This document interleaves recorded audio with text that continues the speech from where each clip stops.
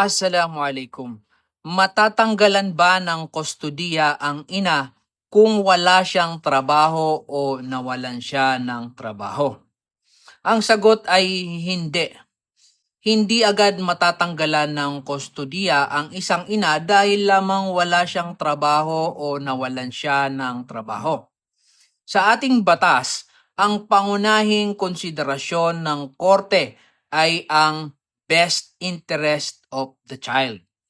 Tinitingnan ng korte kung sino ang mas makakapagbigay ng maayos na pag-aaruga, pagmamahal, seguridad at pangangailangan ng bata. Maaring isaalang-alang ang kawalan ng trabaho pero hindi ito sapat na dahilan para agad alisin ang kustudiya.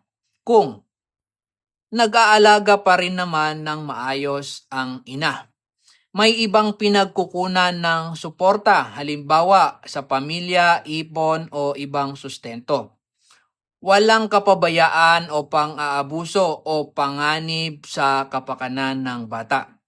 Kung ang bata ay wala pang 7 taong gulang, karaniwang pinapaboran ng batas na manatili ito sa kanyang ina, maliban lamang kung may compelling reasons para hindi ito angkop, tulad ng pag-aabuso, abandonment, drug addiction at iba pang seryosong dahilan. May natutunan ka na naman ba ngayong araw? I-like, i-share at i-comment ang inyong tanong.